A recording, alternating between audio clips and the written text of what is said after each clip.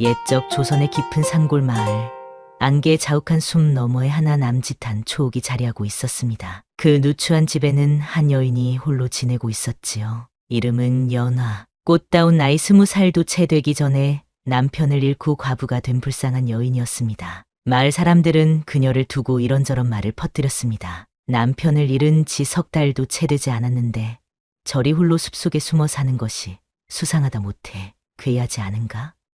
하고 말이지요. 그러나 연화는 그 어떤 말에도 입을 열지 않았습니다. 저희는 단지 조용히 살고자 할 따름이옵니다. 연화는 그저 날이 밝으면 숲으로 나가 약초를 캐고 해가 질 무렵에는 나무를 한 아름 안고 돌아와 고즈넉한 나날을 보냈지요. 봄이면 산나물을 뜯고 여름이면 계곡물에 발을 담그고 가을이면 도토리와 밤을 주워 겨울을 준비했습니다. 그렇게 계절이 2번 바뀌는 동안 연화는 숲과 하나가 되어 살았습니다. 가을이 깊어가던 어느 날이었습니다. 연화는 평소와 같이 약초를 찾아 숲속 깊이 들어갔지요. 안개가 자욱하게 피어오른 그날, 연화는 뜻밖의 인연을 마주하게 됩니다. 거기 누구요? 짙은 안개 속에서 거친 남자의 목소리가 들려왔습니다. 연화는 걸음을 멈추고 조심스레 몸을 돌렸지요. 그곳에는 낯선 사내가 서 있었습니다. 한 손에는 활을 들고 등에는 사슴 한 마리를 맨 모습이었습니다. 검게 그을린 피부와 날카로운 눈빛이 범상치 않았지요. 사냥꾼이요. 그는 짧게 말했습니다. 그리고 연화를 유심히 바라보았지요.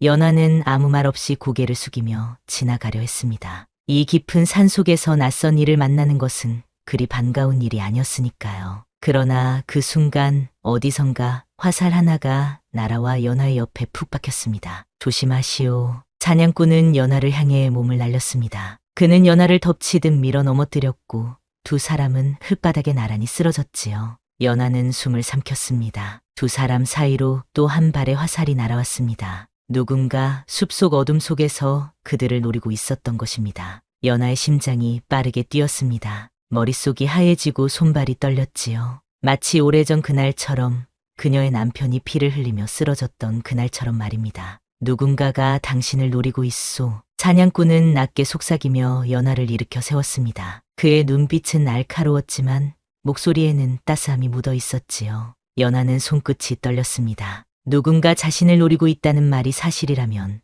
그건 아마도 그녀는 깊이 숨을 들이마셨습니다. 혹시 그들이 자신을 찾아낸 것일까요? 연화의 가슴 한편이 무겁게 가라앉았습니다. 이 숲은 위험하오. 내 도와줄 테니 함께 마을로 돌아갑시다. 그러나 연화는 단호히 고개를 저었습니다. 소녀는 마을로 돌아가지 않을 것이옵니다. 사냥꾼은 잠시 연화를 바라보았습니다. 그리고 문득 깨달았지요. 이 여인은 단순한 과부가 아니었습니다. 그녀의 눈빛 속에는 깊은 슬픔과 함께 단단한 의지가 깃들어 있었습니다. 그녀는 분명 무언가를 숨기고 있었던 것입니다. 사냥꾼은 연화를 두고 그냥 떠나려 했습니다. 산속에서 마주친 낯선 여인, 그저 지나치는 인연으로 남겨두려 했지요. 그러나 이상하게도 발걸음이 무거웠습니다. 마치 누군가가 그의 발목을 잡아끄는 듯했습니다. 숲에 혼자 사는 여인, 누군가의 화살이 그녀를 노리고 있었지. 사냥꾼의 이름은 강연. 원래는 포졸이었으나 이제는 숲에서 사냥을 하며 홀로 살아가는 사내였지요. 그는 며칠 동안 숲을 배회하며 연화의 초옥 근처를 맴돌았습니다. 그리고 마침내 이상한 점을 발견했습니다. 달빛이 비치는 밤, 연화의 초옥 주변을 서성이는 검은 그림자들이 있었던 것입니다. 과연 강연은 자신의 예감이 틀리지 않았음을 깨달았습니다. 누군가가 정말로 이 여인을 노리고 있었던 것입니다. 그는 마침내 결심을 하고 연화의 초옥을 찾아갔습니다. 누구에게 쫓기고 있소? 강연이 문 앞에 서서 물었을 때 연화는 놀라 몸을 움츠렸습니다. 처음 보았을 때보다 더 창백해진 얼굴이었지요. 연화는 대답하지 않았습니다. 그저 떨리는 손으로 문을 닫으려 했지요. 그러나 강연은 문틈 사이로 발을 집어넣었습니다. 이대로 가면 위험합니다. 조인이 도울 수 있소이다. 연화의 눈에는 불안과 의심이 가득했습니다. 그녀는 입술을 꾹 깨물고 고개를 저었습니다. 도움은 고맙사옵니다만 소녀의 일에 끼어들지 마시옵소서. 그대 또한 화를 입을 것이옵니다. 그날 밤 강연은 초옥 근처 나무 위에 몸을 숨기고 지켜보았습니다. 달이 중천에 떠오를 무렵 그의 예감대로 검은 옷을 입은 자들이 나타났습니다. 그들은 소리 없이 연화의 초옥으로 다가갔지요. 이제 저 반역자의 아내를 잡아야 한다. 현감 어른께서 천냥의 상금을 내리셨다. 속삭이는 소리가 강연의 귀에 들렸습니다. 반역자의 아내 강연은 숨을 죽였습니다. 그제야 모든 것이 이해되었습니다. 연하가 숲속에 숨어 사는 이유, 그리고 누군가 그녀를 노리는 이유까지. 검은 복장의 사내들이 초옥문을 박차고 들어가려는 순간 강연은 활을 들고 그들 앞에 나타났습니다. 내 앞에서 이 여인을 해칠 수는 없소. 달빛 아래 그의 활에는 이미 화살이 장전되어 있었습니다. 검은 옷을 입은 자들은 잠시 당황했지요. 그러나 곧 비웃음을 지었습니다. 내 놈이 누구길래 관아에 이래 끼어드느냐? 이 숲은 내 구역이오. 여기서는 내 허락 없이는 개미 한 마리도 다치지 못한다오. 강연의 목소리는 단단했습니다. 연하는 초옥 안에서 떨리는 손으로 칼을 쥐고 있었지요. 그녀의 눈에서는 눈물이 흘러내렸습니다. 또다시 누군가가 자신 때문에 위험에 처하게 된 것입니다. 검은 옷의 사내들은 수군거리더니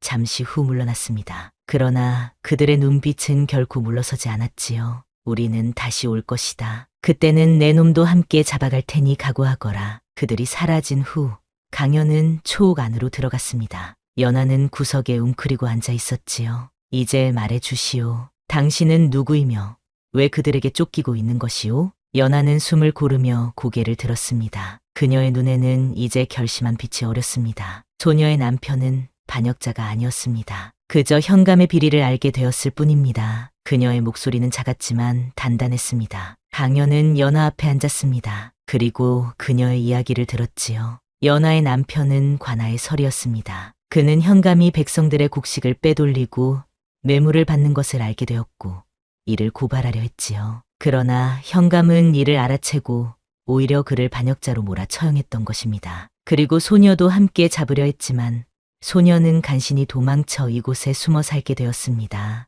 연하의 눈에는 복수의 불꽃이 깃들어 있었습니다. 그녀는 남편의 억울한 죽음을 갚기 위해 그리고 자신의 결백을 증명하기 위해 증거를 모으고 있었던 것입니다. 그 순간 강연은 처음으로 깨달았습니다. 이 여인에게 끌리는 이유를 그녀의 눈빛 속에서 자신의 과거를 보았기 때문이었습니다. 자신 역시 비슷한 이유로 포졸의 길을 버리고 이 숲에 숨어 살게 된 것이었으니까요. 내 이름은 강연, 본래 포졸이었소. 강연이 마침내 자신을 밝혔습니다. 몇 해 전 벼슬아치들의 음모를 파헤치다 쫓기는 신세가 되었소. 그리고 지금 당신도 같은 자들에게 쫓기고 있구려. 연하는 놀라움을 감추지 못했습니다. 그녀 앞에 앉은 이 사냥꾼이 단순한 산속 사람이 아니라는 사실에 가슴이 뛰었지요.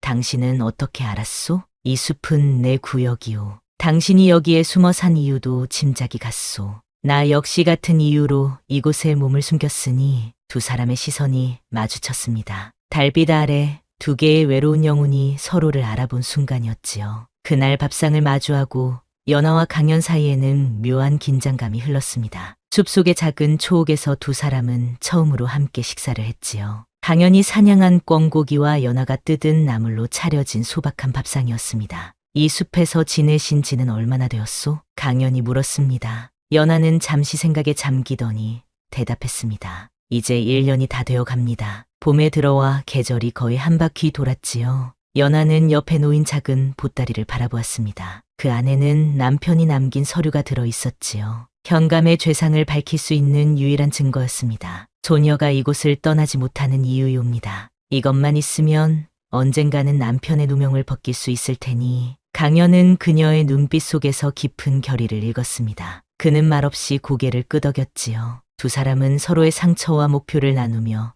밤이 깊어가는 줄도 몰랐습니다. 그러나 그들의 대화를 엿듣는 귀가 있었습니다. 초옥 근처 덤불 속에 숨은 그림자가 소리 없이 움직였지요. 그것은 현감의 밀정이었습니다. 드디어 찾았구나. 반역자의 아내와 그 증거까지. 다음 날 아침 강연은 연하에게 말했습니다. 당신 혼자서는 위험하오. 내가 함께 도와주겠소. 연하는 잠시 망설였습니다. 오랫동안 혼자 지내며 누구도 믿지 않았던 그녀에게 다른 일을 의지한다는 것은 쉬운 결정이 아니었습니다. 그러나 강연의 눈빛에는 진심이 묻어 있었지요. 그대의 도움을 받겠습니다. 하오나 소녀 때문에 화를 입으실까 두렵습니다. 강연은 미소를 지으며 말했습니다. 나 역시 이미 그들에게 쫓기는 몸. 한 사람이나 두 사람이나 다를 것이 없소이다. 그날부터 두 사람은 함께 계획을 세우기 시작했습니다. 현감의 비리를 밝히고 연하의 결백을 증명하기 위해선 더 많은 증거가 필요했지요. 강연은 마을로 내려가 정보를 모으기로 했습니다. 조심하십시오.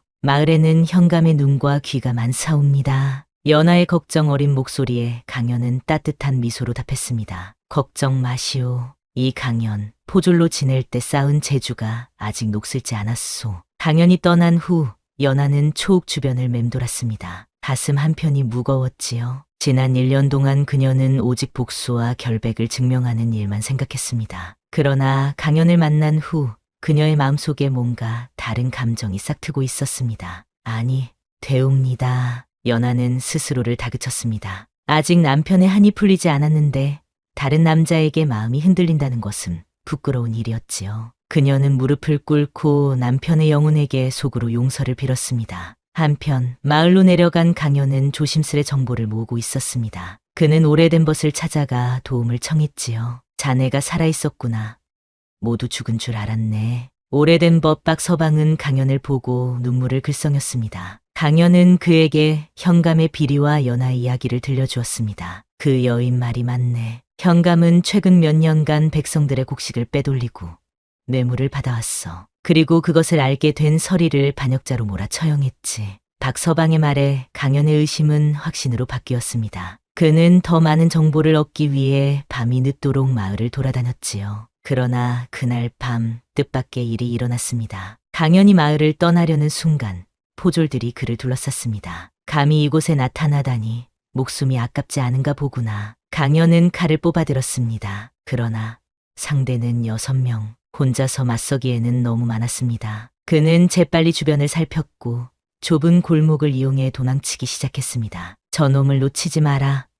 현감 어른께서 천냥의 상금을 내리셨다. 포졸들의 함성이 밤 공기를 가르며 울렸습니다. 강연은 필사적으로 달렸지요. 마침내 그는 숲 입구에 도달했습니다. 그러나 그 순간 그의 등 뒤로 화살이 날아와 어깨를 스쳐 지나갔습니다.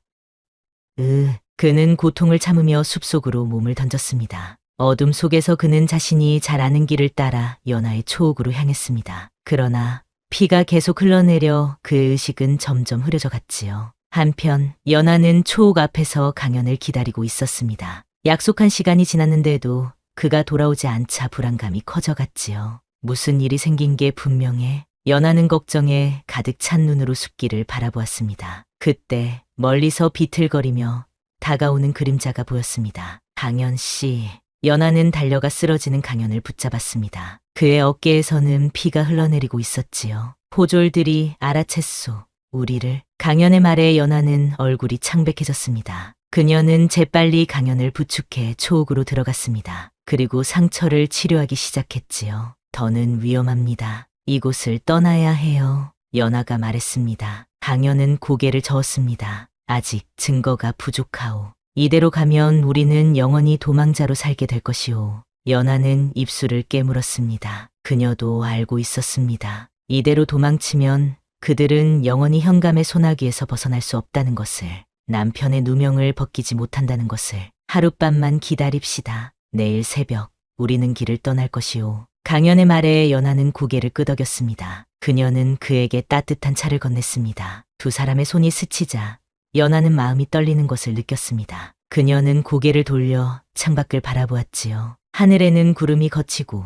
달빛이 고요히 내리쬐고 있었습니다. 그러나 그들은 알지 못했습니다. 이미 포졸들이 숲에 들어서고 있다는 것을, 그리고 그들이 연하의 초옥을 향해 다가오고 있다는 것을.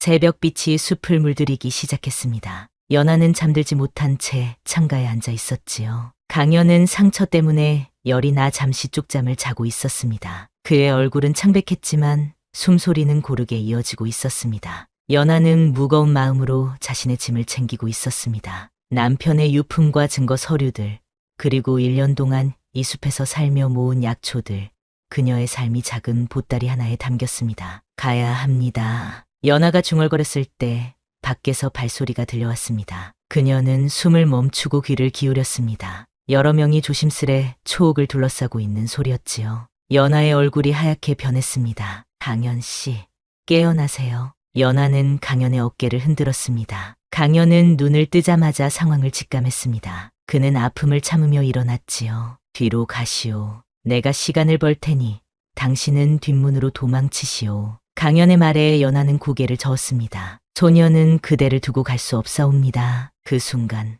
초옥문이 거칠게 열렸습니다. 마을의 포졸들이 들이닥쳤지요. 그들 앞에는 현감의 오른팔인 김포도가 서 있었습니다. 드디어 찾았구나. 반역자의 아내와 도망친 포졸까지. 김포도는 비웃음을 지으며 앞으로 나섰습니다. 강연은 칼을 뽑아들었지만 상처 때문에 손에 힘이 들어가지 않았습니다. 이 여인은 반역자가 아니오. 현감의 비리를 고발한 정의로운 관리의 아내요. 강연의 말에 김포도는 크게 웃었습니다. 그런 말은 관아에 가서 하거라. 현감 어른께서 직접 너희를 신문하실 것이다. 포졸들이 연하와 강연을 6명이나 되는 병사들이 타살 범죄자들을 다루듯이 거칠게 몸을 결박했습니다. 연하는 벗어나려 했지만 그녀의 작은 몸은 힘센 포졸들을 당해낼 수 없었습니다. 그녀의 눈에서는 눈물이 흘러내렸지요. 증거를 찾아야 합니다. 연하는 작게 속삭였습니다. 그러나 이미 늦었지요. 김포도는 초옥을 뒤지기 시작했고 얼마 지나지 않아 연하가 숨겨둔 서류를 찾아냈습니다. 이것이 현감 어른을 모함하려던 증거인가? 이제 모두 불태워버리겠다. 김포도는 서류를 들고 비웃었습니다. 연하의 눈에는 절망이 깃들었지요. 1년 동안 모아온 증거가 한순간에 사라지려 하고 있었습니다. 그러나 그때 뜻밖의 일이 일어났습니다. 포졸 한 명이 갑자기 김포도를 밀치고 서류를 빼앗았습니다. 그리고 강연에게 달려갔지요. 형님, 이것을 보존하셔야 합니다. 연하와 김포도 모두 놀란 표정으로 그 포졸을 바라보았습니다. 강연은 그 포졸의 얼굴을 보고 놀랐습니다. 민호야, 그는 강연의 동생이었습니다. 얼마 전 포졸이 된 그는 형을 찾아 마을에 왔던 것입니다. 이 반역자의 가족이었구나. 김포도가 소리쳤습니다. 하지만 민호는 이미 서류를 품에 넣고 칼로 강연의 밧줄을 끊었습니다. 그 순간 초옥아는 아수라장이 되었지요. 도망치세요, 형님. 저는 나중에 합류하겠습니다. 민호의 외침과 함께 강연은 연하의 밧줄을 끊고 그녀의 손을 잡았습니다. 두 사람은 뒷문으로 달아났습니다. 포졸들이 뒤쫓아왔지만 숲을 잘 아는 연하와 강연은 그들을 따돌릴 수 있었습니다. 동생이 위험할 거예요. 연하가 숨을 고르며 말했습니다. 강연의 눈에는 걱정이 서려 있었지만 그는 고개를 저었습니다. 민호는 그들 중 하나로 위장하고 있을 거요. 걱정 마시오. 두 사람은 깊은 숲속으로 들어갔습니다. 그러나 그들의 상황은 더욱 절망적이 되었지요. 이제 현감은 그들을 잡기 위해 모든 수단을 동원할 것이었습니다. 그리고 증거는 민호에게 있었지요. 이틀 동안 두 사람은 계속해서 도망쳤습니다. 정처 없이 깊은 산속을 헤매며 포졸들을 피했지요. 강연의 상처는 점점 악화되었고 연하는 그를 돌보기 위해 산속에서 약초를 찾아다녔습니다. 사흘째 되는 날 밤 두 사람은 작은 동굴에 몸을 숨겼습니다. 비가 내리는 소리가 동굴 밖에서 들려왔지요. 연하는 불을 피워 강연의 몸을 녹여주었습니다. 이제 어떻게 해야 할까요? 연하가 물었습니다. 강연은 잠시 생각에 잠기더니 말했습니다. 한양으로 가야 할 것 같소. 이곳에서는 현감의 세력이 너무 강하오. 한양에 가면 어쩌면 도움을 받을 수 있을지도. 그의 말에 연하는 깊은 한숨을 내쉬었습니다. 한양까지는 먼 길이었지요. 그리고 그들에게는 돈도 친구도 없었습니다. 소녀 때문에 그대께서 이런 고생을. 연하의 눈에 눈물이 맺혔습니다. 강연은 조용히 그녀의 손을 잡았습니다. 이 일은 나 역시 해결해야 할 일이오. 현감 같은 자들로 인해 나 역시 오랜 세월 도망자로 살아왔으니. 불빛 아래 두 사람의 시선이 마주쳤습니다. 그 순간 연하의 마음속에 떠오르는 감정을 억누를 수 없었습니다. 그녀는 조심스레 몸을 기울여 강연의 어깨에 머리를 기댔지요. 고맙습니다. 정말 고맙습니다. 그녀의 숨결이 강연의 목덜미를 간지렸습니다. 강연은 천천히 팔을 들어 그녀의 어깨를 감쌌습니다. 두 사람의 심장은 빠르게 뛰고 있었지요. 함께 이겨낼 것이오.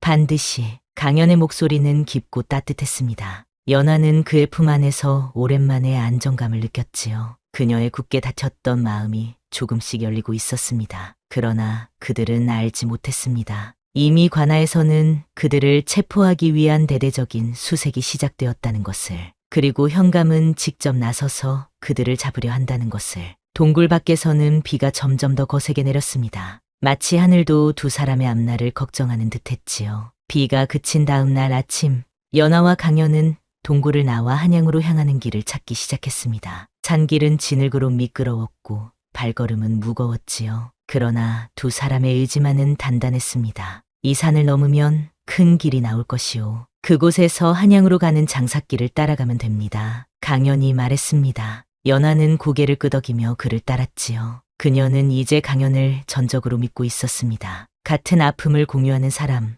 그리고 그녀를 위해 목숨을 걸었던 사람이니까요. 산길을 오르는 동안 두 사람은 조심스레 이야기를 나누었습니다. 과거의 이야기, 꿈꿨던 미래의 이야기, 그리고 지금 이 순간의 두려움과 희망에 대한 이야기였지요. 소녀는 어릴 적 양반집 교수였습니다. 연하가 말했습니다. 아버지께서 역모로 몰려 일가가 몰락한 후 소녀는 관가의 서리와 혼인하게 되었지요. 처음에는 두려웠습니다만 그녀의 눈에는 그리움이 어렸습니다. 남편은 마음씨 고운 분이었사옵니다. 비록 벼슬은 낮았으나 정직하고 의로웠지요. 강연은 말없이 연하의 이야기를 들었습니다. 그녀의 목소리에 담긴 그리움과 슬픔이 그의 마음을 적셨지요. 그대의 남편은 훌륭한 분이었소. 그의 죽음은 결코 헛되지 않을 것이오. 강연의 말에 연하는 깊이 고개를 숙였습니다. 그녀의 눈에서는 눈물이 흘러내렸지요. 소녀, 이제는 다른 마음이 생겨 부끄럽사옵니다. 그녀의 작은 고백에 강연의 걸음이 멈춰섰습니다. 두 사람 사이에 짙은 침묵이 내려앉았지요. 강연은 천천히 몸을 돌려 연하를 바라보았습니다.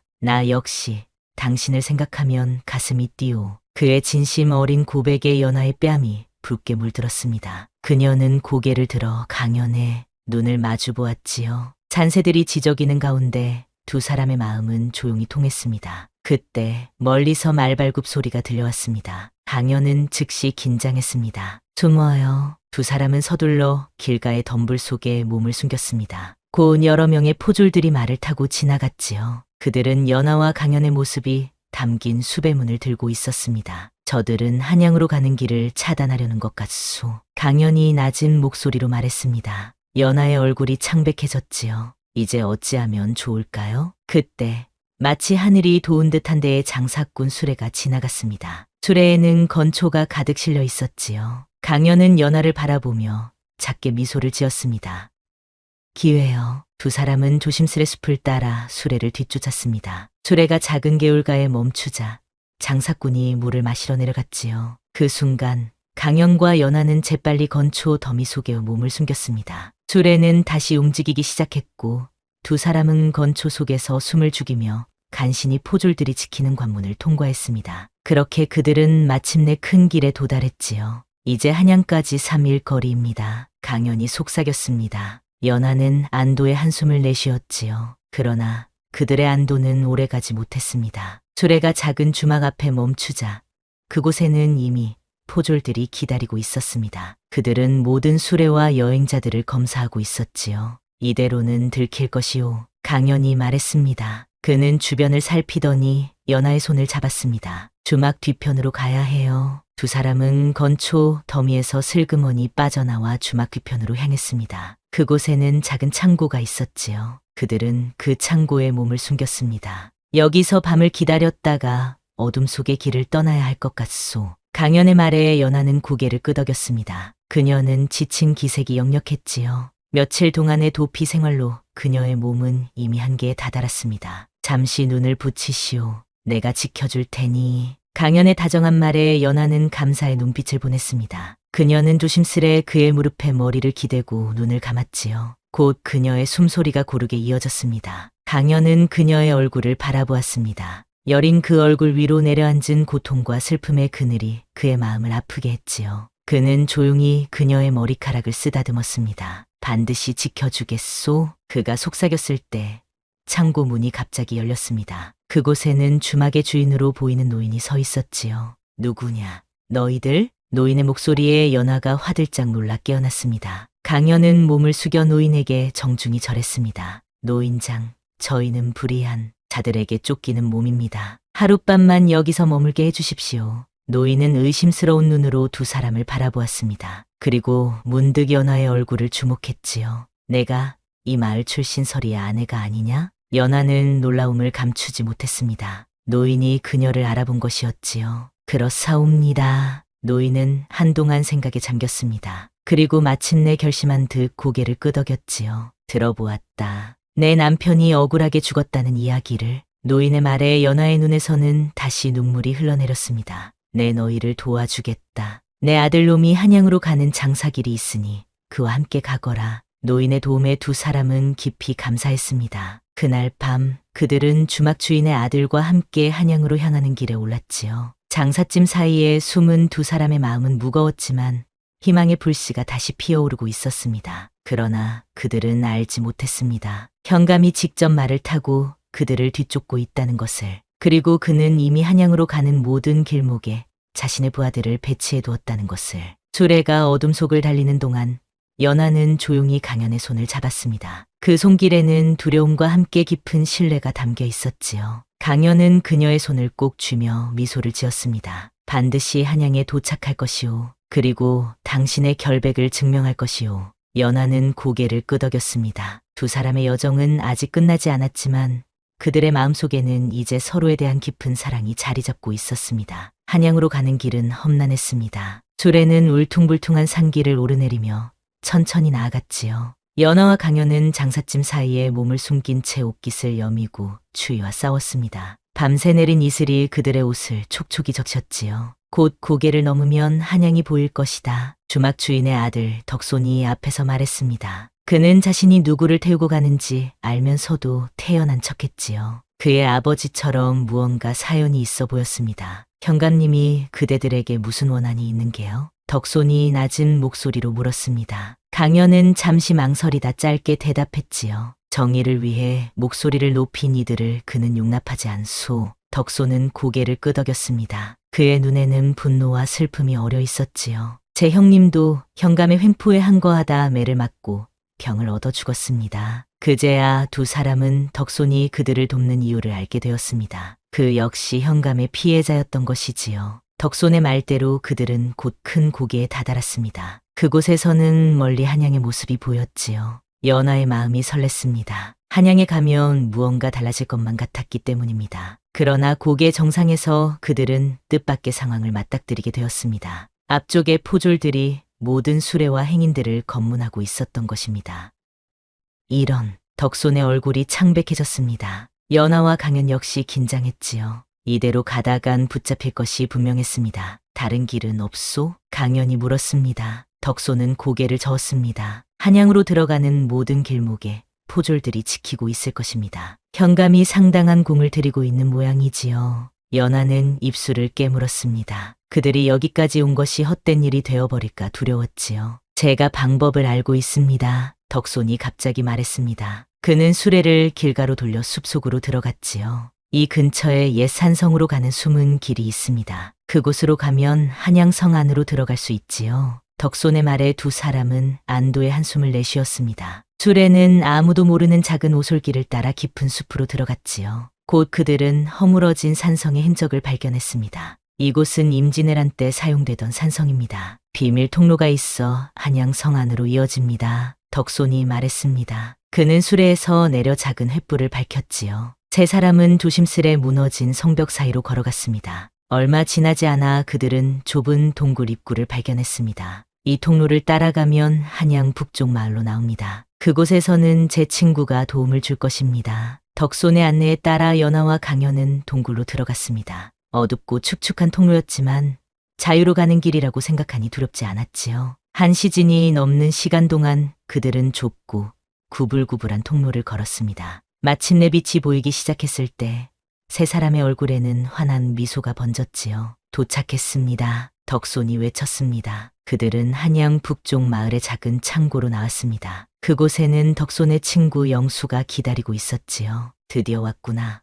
걱정했다. 영수는 세 사람을 맞이했습니다. 그는 연하와 강연에게 한양 옷을 건넸지요. 이걸 입고 변장하시오. 포졸들이 사방에서 당신들을 찾고 있소. 연하는 양민 여인의 옷으로, 강연은 선비의 옷으로 갈아입었습니다. 변장한 두 사람은 이제 평범한 한양 주민처럼 보였지요. 그런데 이제 어디로 가야 하오? 강연이 물었습니다. 그들에게는 한양에서의 목적지가 필요했습니다. 현감의 비리를 고발할 수 있는 곳, 연하의 결백을 증명할 수 있는 곳 말입니다. 덕송과 영수는 서로 눈빛을 교환했습니다. 자원부로 가야 합니다. 영수가 말했습니다. 그곳에 박 대사원께서 현감의 비리를 조사하고 계시다는 소문이 있소. 그분께 증거를 보이면. 연하의 눈이 커졌습니다. 희망이 다시 그녀의 가슴에 피어올랐지요. 하지만 증거는. 그녀가 말했을 때 영수는 작은 주머니를 꺼냈습니다. 이것이요. 연하와 강연은 놀랐습니다. 그 주머니 안에는 현감의 비리를 증명하는 서류들이 들어 있었지요. 어떻게? 강연이 물었습니다.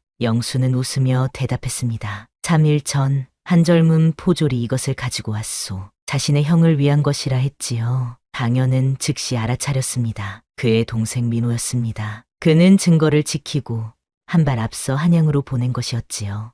민호야. 강연의 눈에는 눈물이 맺혔습니다. 연하는 조용히 그의 손을 잡았지요. 그녀 역시 감격에 겨워 말을 잇지 못했습니다. 영수의 안내로 두 사람은 사원부로 향했습니다. 한양의 거리는 분주했지만 그들의 변장 덕분에 무사히 지나갈 수 있었지요. 그러나 사원부 앞에 이르렀을 때 그들은 또다시 장애물을 만났습니다. 사원부 앞에는 현감이 직접 나와 포졸들과 함께 서 있었던 것입니다. 저자는 현감이오. 연하가 낮은 목소리로 말했습니다. 그녀의 얼굴이 창백해졌지요. 현감은 마치 그들의 계획을 알고 있기라도 한 듯 사원부 입구를 지키고 있었습니다. 어떻게 해야... 연하의 말이 채 끝나기도 전에 갑자기 한 무리의 사람들이 거리에 나타났습니다. 그들은 백성들이었지요. 그들은 현감의 비리를 규탄하는 상소문을 들고 있었습니다. 백성을 착취하는 현감을 파직하라. 억울하게 죽은 서리의 원한을 풀어달라. 백성들의 외침이 거리를 가득 메웠습니다.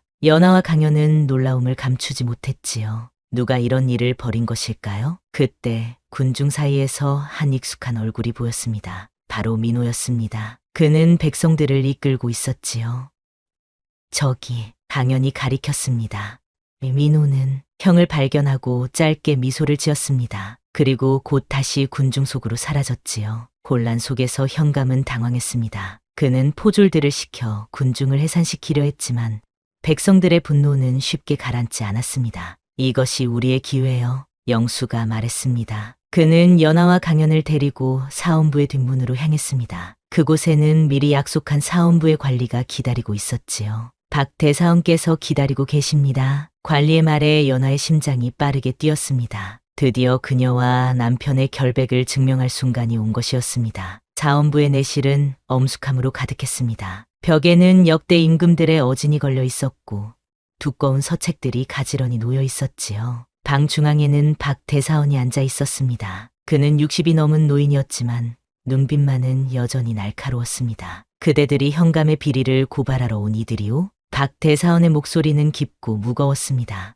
연하와 강연은 공손히 절을 올렸지요. 네, 대사원 어른. 소녀는 억울하게 죽은 서리의 아내이옵니다. 연하가 떨리는 목소리로 말했습니다. 그녀의 마음은 복잡했습니다. 한편으로는 드디어 남편의 원한을 풀 수 있다는 희망에 부풀었고 다른 한편으로는 모든 것이 잘못될까 두려웠지요. 그리고 저는 전 포졸 강연이라 하옵니다. 현감의 비리를 목격하고 그를 고발하려다 쫓기는 신세가 되었사옵니다. 강연이 덧붙였습니다. 박 대사원은 두 사람을 뚫어지게 바라보았습니다. 그의 눈에는 의심과 함께 무언가를 간파하는 듯한 빛이 어려 있었지요. 증거를 보이시오. 박 대사원의 말에 연하는 영수에게서 받은 서류 뭉치를 내밀었습니다. 그 안에는 현감이 백성들의 곡식을 빼돌린 기록, 뇌물을 받은 증거, 그리고 연하의 남편을 반역자로 몰아 처형한 조작된 문서들이 담겨 있었지요. 박 대사원은 서류들을 꼼꼼히 살펴보았습니다. 그의 표정이 점점 엄중해졌지요.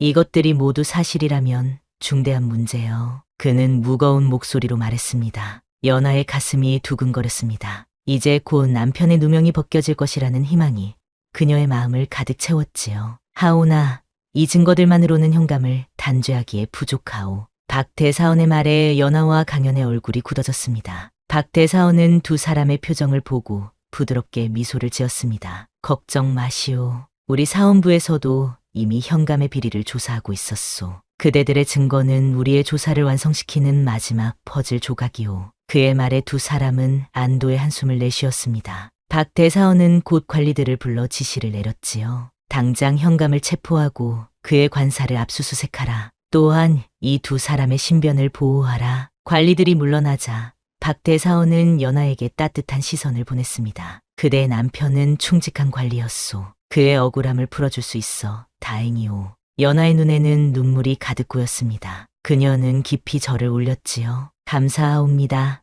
대사원 어른. 그날 밤 연하와 강연은 사원부가 마련해준 작은 집에서 머물렀습니다. 그곳은 안전했고 두 사람은 오랜만에 편안한 잠을 잘 수 있었지요. 강연은 마루에 앉아 달을 바라보았습니다. 그의 마음은 복잡했지요. 이제 모든 일이 끝나가는군요. 연하가 다가와 말했습니다. 그녀는 강연 옆에 조용히 앉았지요. 그의 옆에 있으면 왠지 모르게 마음이 편안해졌습니다. 그렇소로.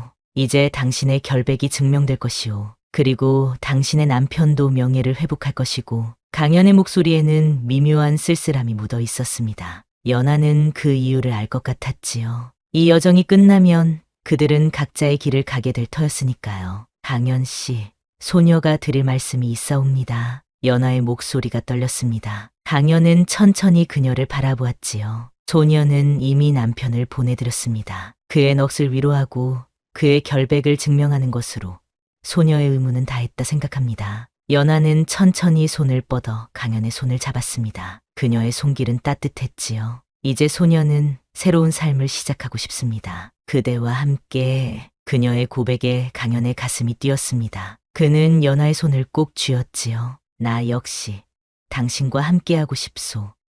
하지만 그는 망설였습니다. 그의 눈에는 두려움이 어려 있었지요. 나는 여전히 도망자요. 비록 현감의 악행이 밝혀져도 내가 과거에 저지른 일들은 쉽게 용서받지 못할 것이오. 연하는 고개를 저었습니다. 그대는 정의로운 일을 했을 뿐이옵니다. 두려워 마시옵소서. 소녀가 함께 있겠습니다. 그녀의 믿음 어린 말에 강연의 마음이 녹아내렸습니다. 두 사람의 시선이 달빛 아래 마주쳤지요. 강연은 천천히 손을 들어 연하의 뺨을 감쌌습니다. 그녀의 피부는 가을 이슬처럼 차갑고 부드러웠지요. 함께 새로운 시작을 하겠소. 그의 속삭임과 함께 두 사람의 입술이 조심스레 가까워졌습니다. 마치 봄날 꽃이 피 바람결에 서로를 스치듯 그들의 입술은 부드럽게 맞닿았지요. 그 짧은 순간 두 사람의 가슴 속에는 따스한 봄이 찾아왔습니다. 그러나 그 순간도 잠시 밖에서 급한 발소리가 들려왔습니다. 문이 열리고 사원부의 관리가 황급히 들어왔지요. 큰일 났습니다.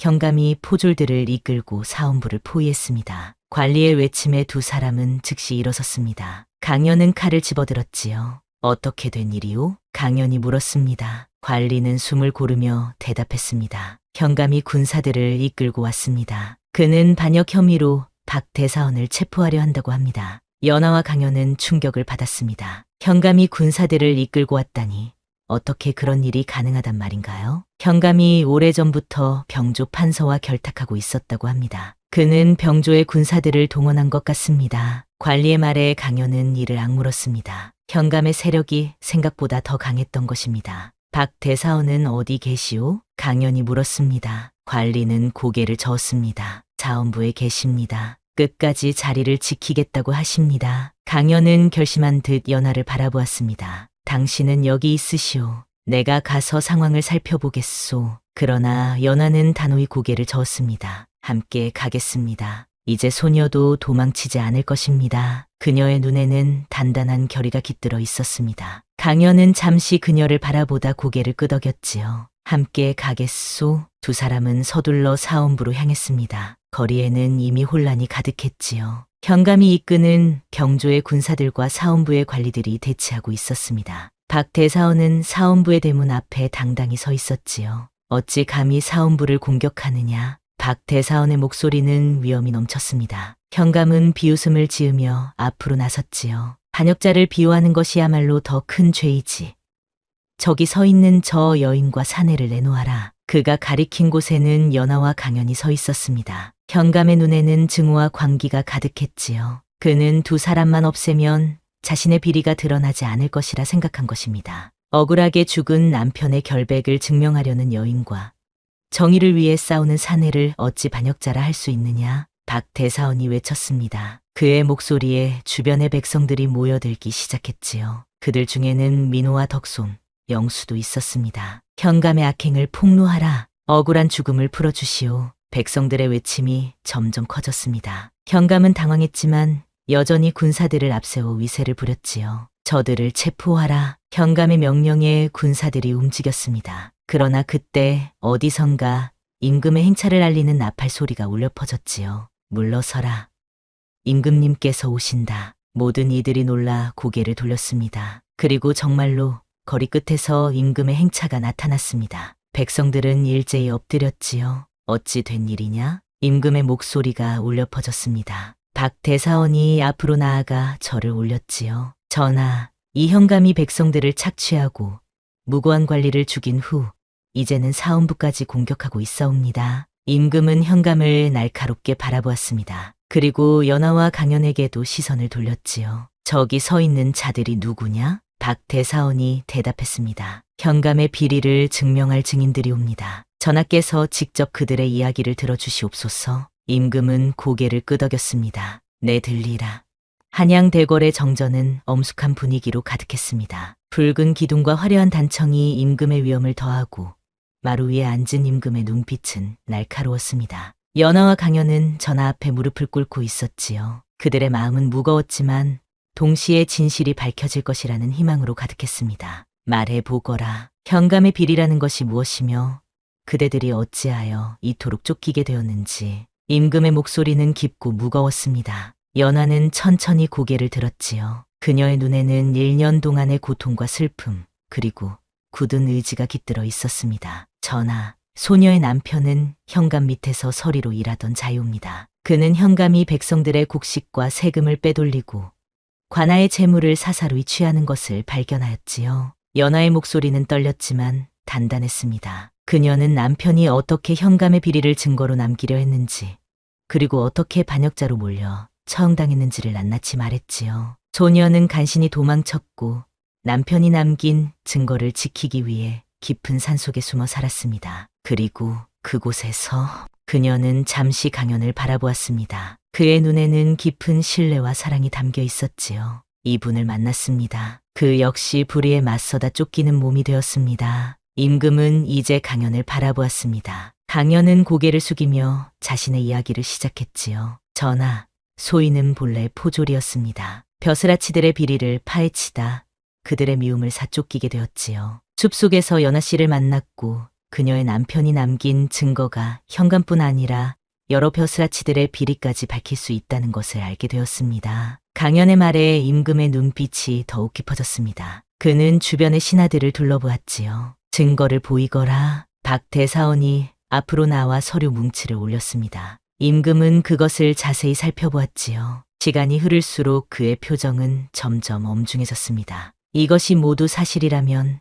매우 중대한 사안이로다. 임금의 말에 대신들이 긴장한 표정을 지었습니다. 특히 병조 판서의 얼굴은 창백했지요. 현감과 결탁했던 그는 자신의 죄가 드러날까 두려웠던 것입니다. 현감을 끌어내라. 임금의 명령에 현감이 묶인 채 끌려 들어왔습니다. 그의 얼굴은 분노와 두려움으로 일그러져 있었지요. 이 증거들이 사실이냐? 임금이 물었습니다. 현감은 필사적으로 고개를 저었지요. 전하, 이는 모두 저를 모함하기 위한 거짓이옵니다.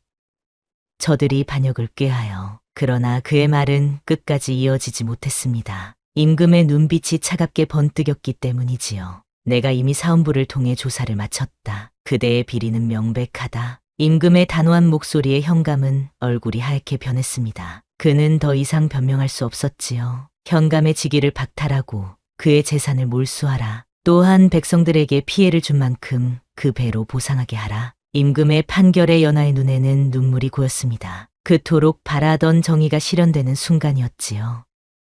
그리고 임금이 다시 입을 열었습니다. 부당하게 죽은 서리의 명예를 회복시키고 그의 가족에게 합당한 보상을 내리도록 하라. 연하는 울음을 참지 못하고 엎드려 절을 올렸습니다. 그녀의 어깨가 흐느낌으로 떨렸지요. 감사하옵니다. 전하, 감사하옵니다. 임금은 이제 강연을 바라보았습니다. 그대는 본래 포졸이었다 하였느냐? 강연은 고개를 숙였습니다. 그렇사옵니다. 전하. 임금은 잠시 그를 살펴보더니 말했습니다. 불의에 맞서 싸운 그대의 용기가 가상하도다. 이제 그대는 더 이상 도망자가 아니니 사원부에서 일하도록 하라. 그대의 재능이 백성들을 위해 쓰이도록. 강연의 눈이 커졌습니다. 그는 임금의 관용에 깊이 감사했지요. 전하의 은혜 평생 잊지 않겠사옵니다. 그날 이후 마을에는 큰 변화가 일어났습니다. 현감은 유배를 떠났고 그와 결탁했던 벼슬아치들도 처벌을 받았지요. 강연은 사원부의 관리가 되어 백성들의 억울함을 풀어주는 일을 맡게 되었습니다. 그리고 연하는 남편의 명예를 회복하고 관아로부터 받은 보상으로 작은 약방을 열었지요. 강연의 동생 민호는 형의 공로를 인정받아 상급 포졸로 승진했고 덕송과 영수도 그들을 도움공으로 상을 받았습니다. 마을 사람들은 이제 더 이상 불의에 시달리지 않고 평화로운 나날을 보낼 수 있게 되었지요. 그리고 계절이 한 바퀴 돌아 다시 가을이 왔을 때 한양의 작은 마당에서는 특별한 의식이 열렸습니다. 연하와 강연의 혼례였지요. 이제 진정한 새해 출발을 하게 되었구려. 강연이 말했습니다. 붉은 혼례복을 입은 연하는 수줍게 미소 지었지요. 소녀는 아니, 이제는 그냥 저는 오래 기다렸습니다. 그대와 함께할 날을. 두 사람의 시선이 다정하게 마주쳤습니다. 주변에는 민호와 덕손, 영수, 그리고 박대사원까지 모두가 함께하여 그들의 새로운 시작을 축하해 주었지요. 남편도 하늘에서 기뻐하실 거예요. 당신이 정의를 실현하고 행복을 찾았으니. 어느 손님의 말에 연하는 고개를 끄덕였습니다. 그녀의 마음속에는 이제 더 이상 슬픔이 없었습니다. 지난 일들은 마음의 한편에 감사한 기억으로 남겨두고 이제는 새로운 행복을 향해 나아갈 시간이었지요. 해질 무렵 두 사람은 작은 동산에 올라 석양을 바라보았습니다. 강연은 조용히 연하의 손을 잡았지요. 힘든 시간이었지만 그 모든 것이 우리를 여기로 이끌었소. 연하는 미소를 지었습니다. 숲속에서 처음 만났던 그날 그대가 나타나지 않았더라면. 그녀의 말을 강연이 부드럽게 이었습니다. 운명이었소. 우리의 만남은. 두 사람의 입술이 다정하게 맞닿았습니다. 석양의 붉은 빛이 그들의 얼굴을 비추었지요. 마치 하늘도 이들의 사랑을 축복하는 것 같았습니다. 이제 어떤 어려움이 와도 두렵지 않습니다. 그대와 함께라면. 연하의 속삭임에 강연은 그녀를 더 가까이 끌어안았습니다. 두 사람의 그림자가 길게 늘어졌지요. 하나가 되어 석양 속으로 사라지는 그들의 모습은 마치 앞으로의 길을 함께 걸어갈 것을 약속하는 듯했습니다. 숲속에서 시작된 인연은 이제 영원한 사랑으로 피어나 더 넓은 세상을 향해 나아갈 준비를 마쳤습니다. 그들의 발걸음 따라 어디든 행복과 정의가 함께할 것이란 희망이 가득했지요. 그리고 이것은 단지 그들만의 이야기가 아니었습니다. 불의에 맞서 싸우는 모든 이들에게 언젠가는 정의와 행복이 찾아온다는 예시하기가 되어 오랫동안 사람들의 입에서 입으로 전해지게 되었습니다. 옛날 옛적에 숲속에서 만난 사냥꾼과 과부의 이야기라오. 이렇게 시작되는 이야기는 이제 많은 이들에게 용기와 희망을 주는 전설이 되었지요.